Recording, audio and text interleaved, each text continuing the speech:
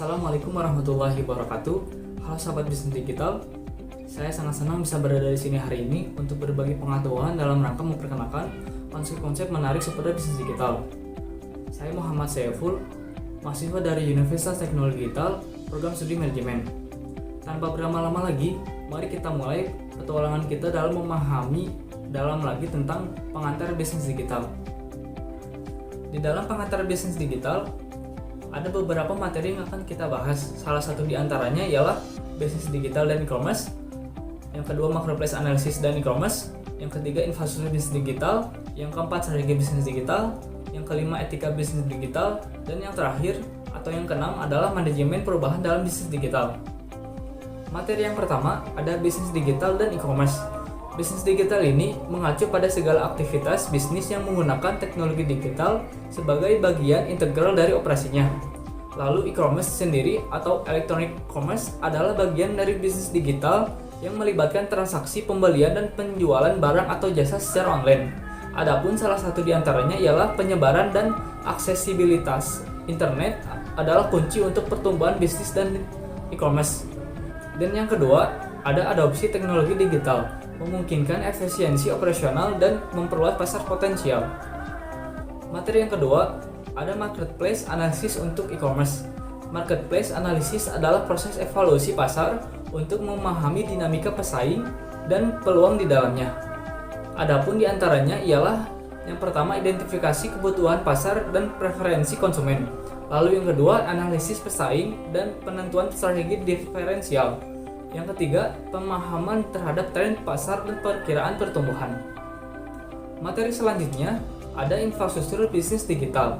Infrastruktur bisnis digital mencakup semua elemen teknologi, perangkat lunak, jaringan yang mendukung operasional bisnis digital.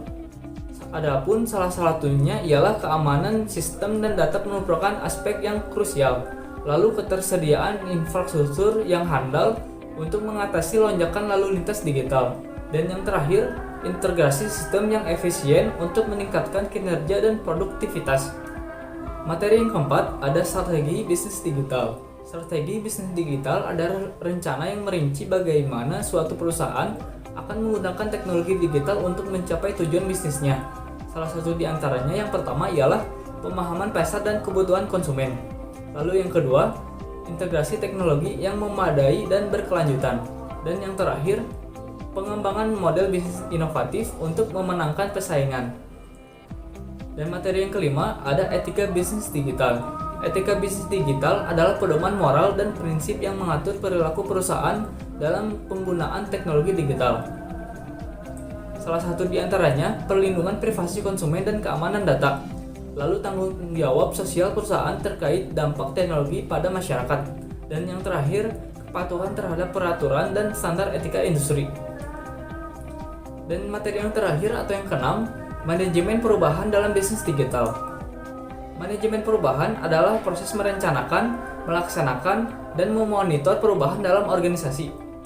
Salah satu di antaranya ialah komunikasi yang efektif untuk menjelaskan alasan dan manfaat perubahan itu sendiri. Lalu yang kedua, pelibatan karyawan dalam proses perubahan itu sendiri. Dan yang terakhir, fleksibilitas dan respon cepat terhadap dinamika pasar digital. Terima kasih banyak telah menyimak presentasi saya hari ini. Semoga informasi seputar bisnis digital yang telah kita bahas dapat menjadi bekal berharga untuk kemajuan karir dan bisnis Anda ke depannya. Jangan ragu untuk terus eksplorasi dan aplikasikan konsep-konsep yang telah kita pelajari. Saya Muhammad Saiful, mengucapkan selamat belajar dan bersemangat dalam menjalani perjalanan bisnis digital. Terima kasih dan sampai jumpa pada kesempatan berikutnya.